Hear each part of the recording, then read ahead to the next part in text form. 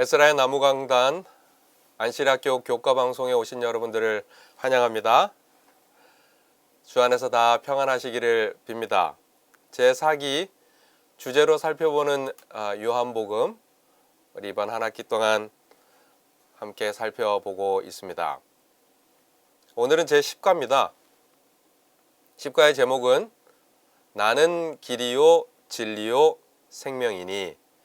예수님께서 요한복음에 여러 번에 걸쳐서 나는 무엇이다 이렇게 선포하시는 가운데 한 부분이죠. 나는 길이요 진리요 생명이니. 기역절 한번 보겠습니다. 요한복음 1장 18절 본래 하나님을 본 사람이 없으되 아버지 품속에 있는 독생하신 하나님이 나타내셨느니라. 나타내셨느니라 라고 하는 말씀을 또 우리 함께 살펴보도록 하겠습니다. 보이지 아니하시는 하나님을 주님께서 이 땅에 오셔서 잘 계시해 주시는 모습이 요한복음에 드러나고 있습니다. 이번 주 우리가 함께 살펴보는 요한복음의 범위는 요한복음 13장과 또 14장 이제 후반부로 가게 되어져 있습니다. 보시는 것처럼 요한복음이 21장까지 구성되어져 있는데요. 1장부터 12장까지가 한 부분이고 13장부터 21장까지가 한 부분입니다. 전반부, 후반부 이렇게 나뉠 수 있겠습니다. 전반부를 정리를 하자면 세상에 하나님의 영광을 계시하는 표적들의 책이다 라고 설명할 수 있습니다.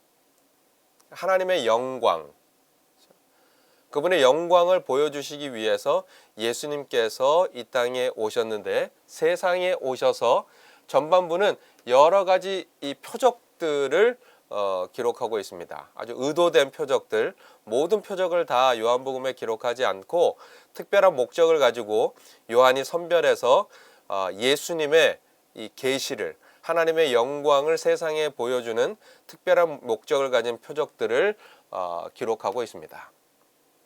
그동안에 우리가 살펴본 부분이 1장부터 12장 부분이라고 하면 10과에서는 이제 13장으로부터 시작됩니다. 13장부터 21장까지를 정리하자면 그의 택한 제자들에게 하나님의 영광을 계시하는 책이다 라고 정의할 수 있겠습니다. 전반부는 세상가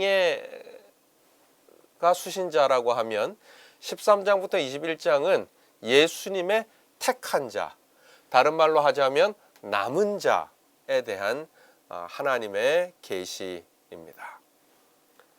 그것을 조금 더 구분하면 13장부터 17장까지 예수님께서 제자들을 따로 다락방에 모으셔서 마지막 강화를 하시죠. 마지막 설교를, 말씀을 주십니다. 고별 강화입니다.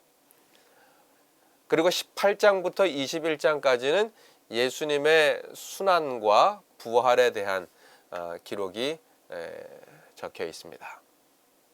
그래서 이 13장, 오늘 우리가 살펴볼 이 13장은 다락방 고별 강화의 서론이기도 합니다. 13장부터 17장까지에 있는 꽤 긴 예수님의 설교의 서론이기도 하고, 또 좀 더 크게 보면 13장부터 21장까지의 전체적인 서론이기도 합니다. 그것은 바로 다름 아닌 남은 자에게 모아진 예수님의 관심인 것입니다. 택한 자들에게 보여주시는 주님의 사랑이 13장으로부터 시작되어지는 것이죠. 13장 1절, 유월절 전에 예수께서 자기가 세상을 떠나 아버지께로 돌아가실 때가 이른 줄 아시고 세상에 있는 자기 사람들을 사랑하시되 끝까지 사랑하시니라. 이 요한복음 전반부에서는 다 세상을 향한 메시지를 선포하셨는데, 이제는 그 세상에 있는 사람들 중에 자기 사람들, 하나님께서 특별히 택한 사람들을 향한 예수님의 마음이 무엇인지 설명하고 계십니다. 사랑하시되 끝까지 사랑하시니라. 여기 우리가 살펴볼 두 단어가 있다면 하나는 때입니다. 돌아가실 때가 이른 줄 아시고 이 때. 이 요한복음에서 계속 예수님은 그 한 때를 맞춰서 나아가고 계시거든요. 그 때는 다름 아닌 가나의 혼인잔치에서는 내 때가 이르지 않았다라고 말씀하시는 그 때는 영광의 때라고 표현할 수도 있고 십자가의 때라고 우리가 구체적으로 정의할 수 있겠습니다. 이제 이 이방 헬라인들이 예수님께 찾아왔을 때 예수님께서 그런 말씀을 제자들에게 하시잖아요. 이제 내가 영광을 얻을 때가 되었다. 그 말은 다름 아니라 이제 십자가로 나아가야 할 때가 가까운 것을 알 수가 있습니다. 아버지께로 돌아가실 때가 이른 줄 아신다는 거죠. 세상에서의 죽음을 통하여 모든 사람들에게 구원을 주시는 그 십자가 사명의 완성의 때가 바로 이 요한복음에 등장하는 때인 것입니다. 그 때를 위해서 예수님은 끝까지 사랑하시니라 라고 하는 표현을 쓰십니다. 끝까지 사랑하신다. 예수께서 자기 생애의 마지막까지 그들을 사랑하셨다는 것뿐만 아니라 첫째 이 의미는 무엇인가 하면 십자가에 달려 돌아가시는 그 마지막 순간까지 사랑하신다. 이 끝까지 사랑하신다. 시간적 의미이죠. 그렇게 우리가 이해할 수 있습니다. 사랑하시되 끝까지 사랑하시니라. 그러나 그것뿐만 아니라 이 끝까지 사랑하신다고 하는 말의 의미는 무엇인가 하면 예수께서 하실 수 있는 최대한의 수준의 사랑을 하셨다는 것입니다.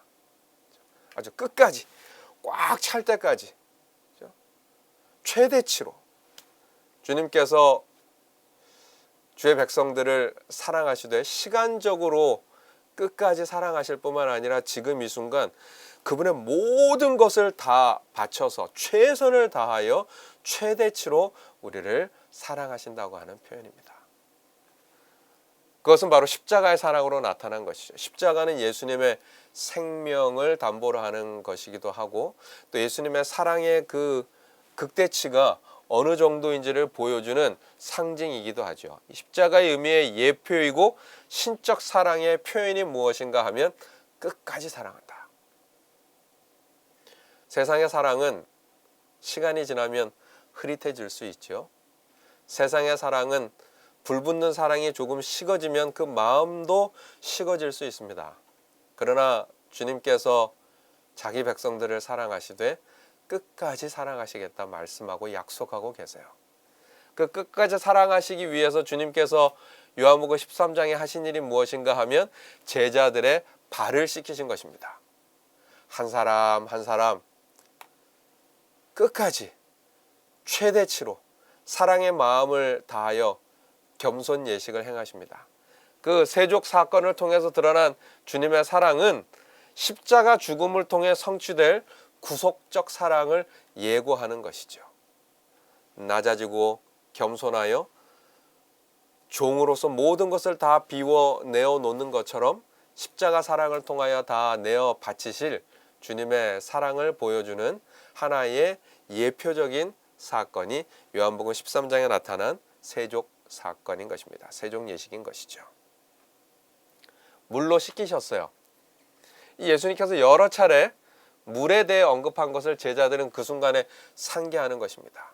발을 씻기시고 온 몸을 씻겨달라고 하고 계속해서 이제 물 이야기를 예수님과 제자들, 특별히 베드로와 함께 나누는데 요한복음 전체를 통해서 보면 요한복음 3장에 물과 성령으로 거듭난다 말씀하시는 물에 대한 이야기가 있었지 않습니까? 이 구원을 위한 물인 것입니다. 또 요한복음 4장 10절에는 사마리아 여인에게 약속한 생명수가 있습니다. 생수. 생명을 위한 물. 요한복음 3장에는 구원을 위한 물, 요한복음 4장에는 생명을 위한 물, 또 요한복음 7장 38절에는 초막절 마지막 날에 약속한 생명수의 강물에 대한 이야기가 있습니다. 이 초막절이라고 하는 절기는 물이 아주 풍부한 절기인데 그 마지막에 예수님께서 말씀하시기를 너희의 속에서 솟아나는 생수와 같은 강물, 흘러넘쳐서 온 세상에 그 물의 모습을 보여주겠다고 약속하신 그 물이 또 요한복음 7장에 기록되어져 있고요. 요한복음 9장에는 태어날 때부터 소경된 거린의 치유와 관련된 실로암 물이 있습니다. 보냄받은 자라고 하는 뜻의 실로암, 그곳에 가서 예수님께서 소경들어 물로 씻어서 나음을 받으라 라고 말씀하시면서 하늘로부터 보내심을 받은 자 예수 그리스도를 만나 도무지 해결될 것 같지 않은 날 때부터 소경인 이 불치의 병도 해결할 수 있는 그 비결은 실로암 되시는 예수 그리스도의 그 물을 통하여 이루어질 것이라 라고 하는 하나의 예표가 요한복음 9장에 기록되어져 있는 것이죠. 이렇게 3장, 4장, 7장, 9장을 이어지면서 물로 인하여 보여주시고자 하는 그 예수님의 사랑이 13장에서는 제자들의 발을 씻기는 그 행동을 통해서 예수님의 죽음으로 말미암아 주어질 물된 성령의 역사로 말미암은 정결의 역사를 예고하고 있는 것입니다. 예수님께서 이 발을 씻기시면서 또 그 강화에서 내가 떠나고 또 다른 보혜사를 보내주시겠다 약속하시면서 이 물과 성령의 역사를 연결시키고 계시는 것이죠. 더욱이 예수님의 십자가 사건을 통해서 십자가에 돌아가실 때 창에 찔리셨고 요한은 요한복음 19장 34절에서 그의 옆구리에서 물이 나왔다라고 설명하고 있어요. 그래서 의도적으로 이 물에 대한 이야기를 계속해서 반복하고 있는 것이 요한입니다. 단순한 물이 아니라 예수님의 구원의 물에 대한, 정결의 물에 대한, 십자가를 통한 이루어질 수 있는 그 하나님의 사랑을 표현하는 물에 대한 이야기를 요한복음 전체적으로 기록하고 있는 것을 알 수 있습니다. 그렇게 물로 씻기신 다음에 예수님은 강화를 계속 하시는데요. 13장은 세족 예식에 대한 설명이고 14장은 이렇게 기록되어져 있습니다. 우리가 어려서부터 익히 잘 들은 말씀이죠. 요한복음 1장 14장 1절로 3절, 너희는 마음에 근심하지 말라. 하나님을 믿으니 또 나를 믿으라. 내 아버지 집에 거할 곳이 많도다.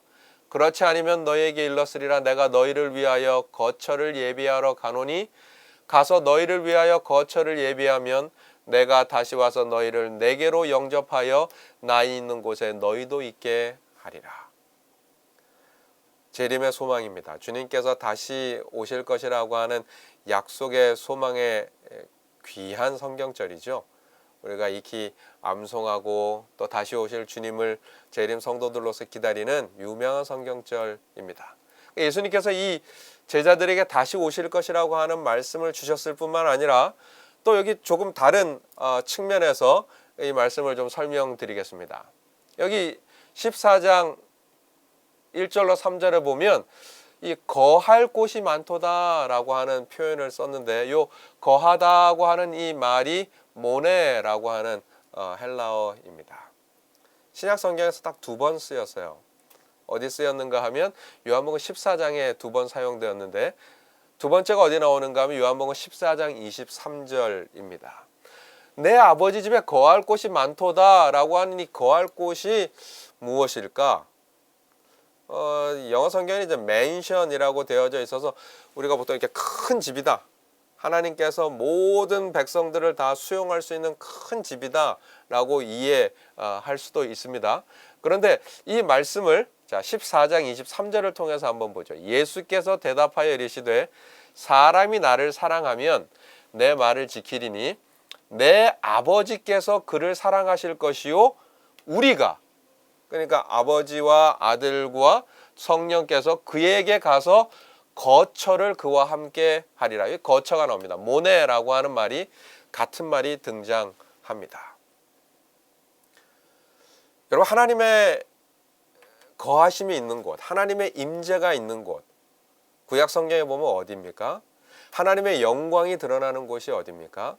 그것은 바로 성전입니다. 언제나 하나님은 성전에서 임하셨어요.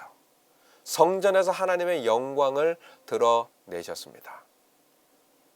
그리고 예수님께서 그 거할 곳이 많다고 이야기하시면서 그 거할 곳을 우리라고 말씀하셨어요. 우리에게 오실 것이라 약속하고 계세요. 그러니까 이것은 또 다른 의미에서 이야기하자면 당시 있었던 이 헤롯 성전, 예수님의 십자가 사건을 통해서 보이는 성전 시대를 뛰어넘어 우리 각자가 성령이 임하시는, 하나님께서 함께 하시는, 하나님의 영광을 드러내시는 성전이 될 것이라 말씀하고 있습니다. 참고 성경절로 요한복음 7장 39절에 있는 말씀 보시죠. 이는 그를 믿는 자들이 받을 성령을 가리켜 말씀하신 것이라. 예수께서 아직 영광을 받지 아니하셨으므로 성령이 아직 그들에게 계시지 아니하시더라. 예수님의 영광과 함께 이어질 것이 무엇인가 하면 성령이 임하게 될 것이라는 것입니다. 영광과 성령.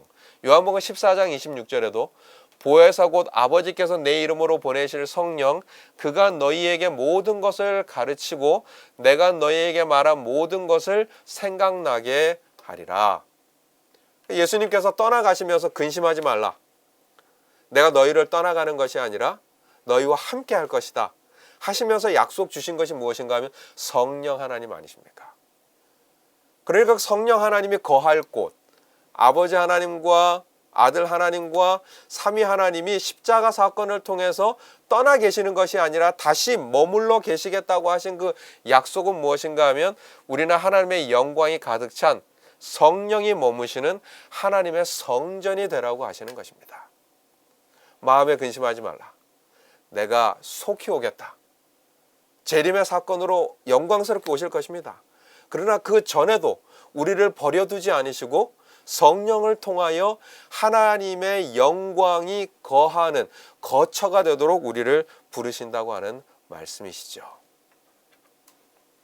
요한복음 14장 16절로 17절 보십시오. 내가 아버지께 구하겠으니 그가 또 다른 보혜사를 너희에게 주사 영원토록 너희와 함께 있게 하리니 그는 진리의 영이라. 세상은 능히 그를 받지 못하나니 이는 그를 보지도 못하고 알지도 못함이라. 그러나 너희는 그를 아나니 그는 너희와 함께 뭐 하시겠다고요? 거하심이요 또 너희 속에 계시겠습니다. 그러니까 요한복음 전반부에 세상을 향하여 말씀하신 예수님께서 이제는 요한복음 13장을 시작하시면서 택한 백성 너희에게 대한 약속을 주시면서 내가 너희를 떠나지 않고 너희 속에 거할 것이다. 성령을 통하여 거할 것이다. 아버지 집에는 거처가 많은데 그 거처는 우리 각 사람들 하나님의 말씀을 순종하며 예수 그리스도를 경험한 사람들이 이 땅에 살아가며 성령과 함께 살아가는 작은 성전들이 되어가도록 하나님께서 말씀하고 계신 것이죠. 성령이 내주하는 성전이 되어서 주의 재림을 준비하는 근심 없는 재림 신자가 되도록 너희는 마음에 근심하지 말라. 내 아버지 집에 거할 곳이 많도다. 사랑하는 재림 성도들이시여, 우리가 다 그 예수님의 재림을 향하여 바라보며 살아가고 있는 것 아니겠습니까? 주님께서 속히 오실 것입니다.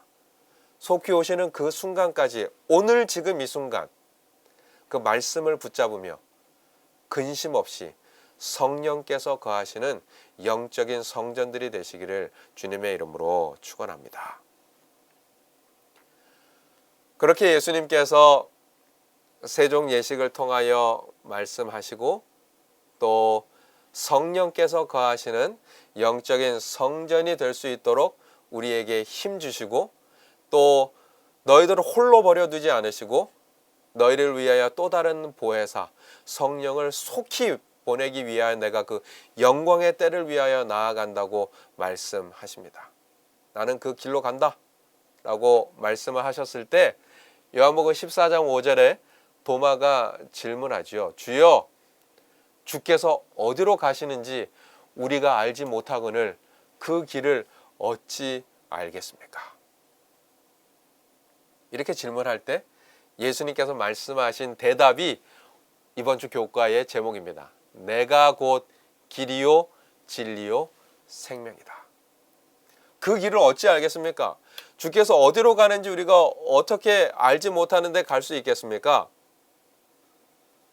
그 길은 어디로 가는 것이 아니라 내가 그 길이다. 예수가 길이다. 라고 말씀하십니다. 이 요한복음 전체를 통해서 보면요. 이 길, 진리, 생명, 우리가 그동안 함께 공부하시면서 살펴보시면서 이 진리와 생명은 요한복음 전체에 이렇게 쫙 퍼져 있는 것을 알 수가 있습니다. 우리가 진리와 생명이 무엇인지 다 이해할 수 있습니다. 그리고 요한복음 14장에는 그 진리와 생명과 함께 이 길이라고 하는 말이 함께 등장하고 있는 것이죠. 도마를 통하여 예수님께서 선포하시기를 도마에게 설명해 주시면서 내가 곧 길이요 진리요 생명이다 말씀하셨는데, 이 도마의 질문에 예수께서 하신 답변은 예수께서 가시는 물리적인 장소가 아닌 것입니다. 이 비아 돌로로사, 이 십자가의 이 고난의 길을 가시는 그 길에 대해서 어디로 가는지 도마에게 말씀해 주시고자 하시는 것이 아닙니다. 이 예수께서 내가 곧 길이요 라고 하신 이 말씀은 인격적인 장소인 것이에요. 예수라고 하는 그분을 만나도록 하시는 것입니다. 자신의 정체에 관한 것이에요. 예수님의 정체성에 관한 이야기를 설명하고 있는 것입니다. 그것은 무슨 말인가 하면 예수께서는 바로 자신이 하나님께로 나아가는 유일한 길이라고 가르쳐 주시는 것입니다. 예수를 통하여 예수님을 만남으로써 예수님께서 주시는 구원의 길을 통하여 하나님을 만날 수 있는 유일한 길이요, 그렇게 그 길을 향하여 나아가게 될 때 하나님을 아는 유일한 진리를 만날 수 있는 것입니다. 그 길 위에 있을 때, 예수를 만날 때 우리는 그 예수님을 통하여 진리 되신 그분을 또 찾게 되는 것이죠. 또한 영생을 유일하게 제공할 수 있는 생명이 바로 주님이시라고 말씀하고 있는 것입니다. 그러니까 길과 진리와 생명은 순차적인 것일 수도 있고 또 인격체이신 예수 그리스도를 가르치는 공통된 부분인 것이기도 한 것입니다. 우리 주님께서는 오늘 저와 여러분들의 인생의 길 가운데 그 길로 인도하시고 진리를 가르쳐 주셔서 생명까지 인도해 주시는 그 길뿐만 아니라 오늘 이 순간 그 세 개가 다 함께 우리와 함께 하셔서 길이요 진리요 생명으로 날마다 힘주시는 주님을 만날 수 있도록 약속하고 계시는 것입니다. 나는 길이요 진리요 생명이니. 예수님께서 오늘 저와 여러분들에게 말씀하시는 그분을 기억하며 나타내신 그 사랑을 감사하며 우리 주님 앞에 날마다 순종하며 나아감으로 속히 오시는 주님을 만나 뵙는 우리 재림 성도들이 되시기를 간절히 소망하며 오늘 교과 공부 해설을 마치도록 하겠습니다. 감사합니다.